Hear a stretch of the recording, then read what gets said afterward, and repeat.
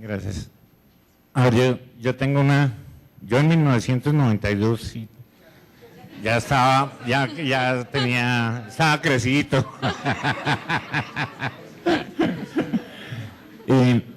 Pero yo sí pienso una cosa. Yo pienso que las facultades de economía se han dedicado mucho, sobre todo, yo diría que después de ya terminé en el 74, tal vez en el 73, desde el 77 al 80 para acá, muy buen tiempo, no fomentaron la investigación en ciencia social.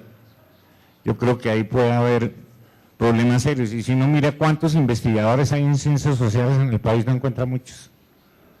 En la parte social de la economía no ha sido, digamos, la ventana de oportunidad que la gente, pues hacia la que la gente ha querido seguir. Esa es una hipótesis, obviamente.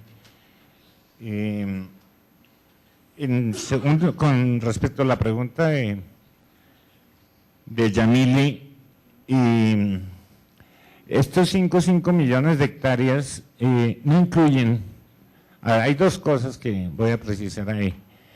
Lo primero es que, además ella pregunta por qué sabe, entonces así es fácil, ¿no?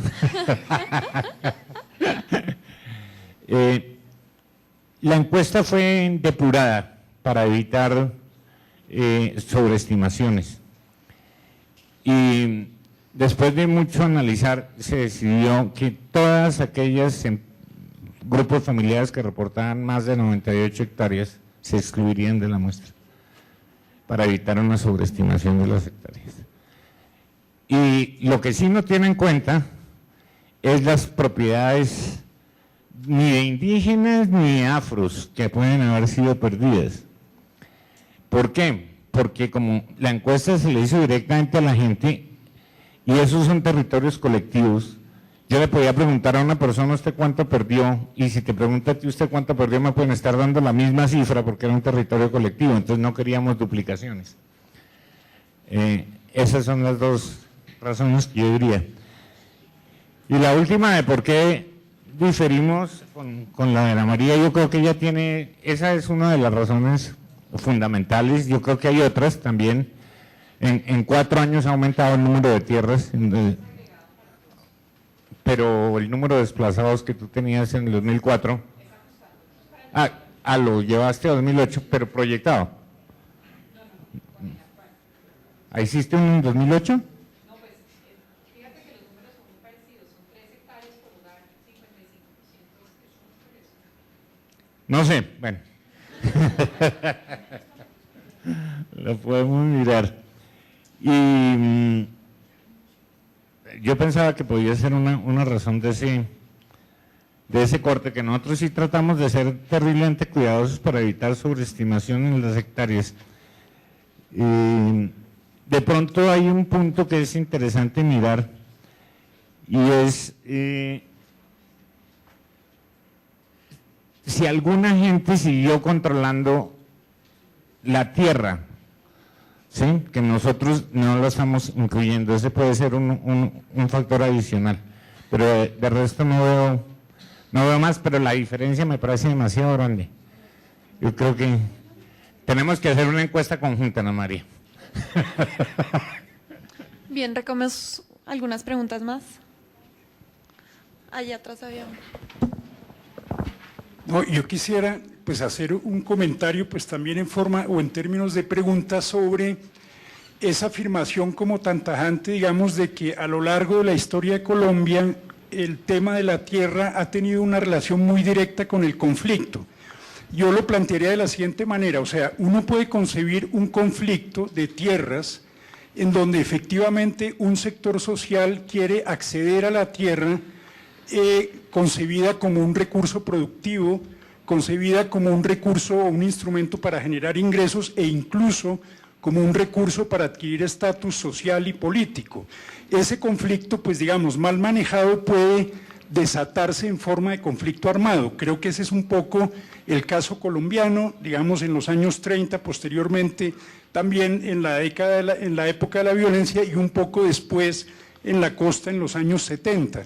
Yo quisiera simplemente preguntar si no sería necesario precisar esas diferencias, porque en el primer caso la reforma agraria es lo que salta. En el segundo caso, la pregunta va más en el sentido de qué hacemos con el conflicto, cómo lo detenemos, sin que eso quiera decir que haya que abandonar la reforma agraria, pero tendría, digamos, otro papel en la desactivación del conflicto, ¿no? Gracias. Allá atrás al fondo había una cerca.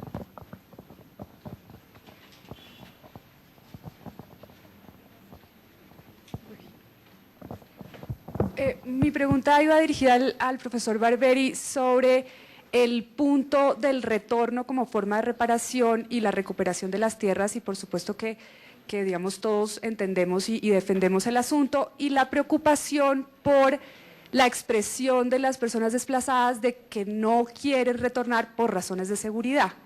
Y esas razones de seguridad, pues hay muchas evidencias que nos dan a entender que van a persistir en el mediano plazo, y entonces, ¿qué alternativa ofrecer para un poco, bueno, superar la trampa de pobreza y en perspectiva de reparación? Me gustaría un poco escuchar las reflexiones o opciones que han pensado. Aquí adelante. ¿Ya? Bueno, son tres comentarios, pero a manera de inquietud. Lo primero, si lograron indagar o tienen una hipótesis por qué de 2005 a 2009 se presenta la mayor concentración de tierras, cuando a la sociedad le han presentado que en ese periodo ocurrió la supuesta desmovilización de los grupos paramilitares. O sea, ahí hay un contrasentido que es importante indagar. La otra cosa que me parece importante que haya una aclaración, si es posible, es que se habla de que la mayor parte de las tierras abandonadas o despojadas son tierras malas. Si se están refiriendo a la vocación agrícola del suelo, o si se considera, por ejemplo, que una tierra mala es una tierra donde van a construir la carretera marginal de la selva, donde se va a explotar yacimientos petroleros, porque desde el punto de vista agrícola pueden ser tierras malas, pero desde el punto de vista de la minería o de la construcción de obras de infraestructura, es otra la conclusión a la que se llega, y entonces eso es muy importante. Por ejemplo, tierras malas pueden ser utilizadas para cultivar palma africana, como ocurre en el Chocó.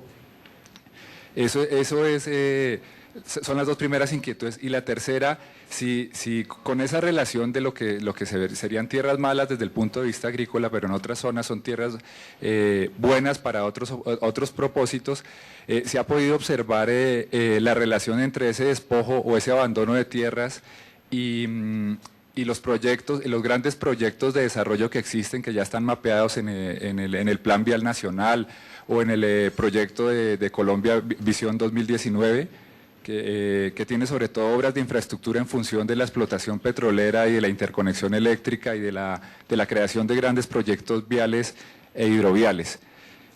Eso sería. Y una tercera cosa es, con estos proyectos, un análisis en las zonas donde no ha ocurrido la restitución de las tierras, donde ha aumentado la concentración de la tierra, donde va a tener estos posibles usos que estoy enumerando rápidamente, y las zonas donde el Estado ha definido que va a invertir en la recuperación social de territorio sin haber restituido los bienes de la población desplazada.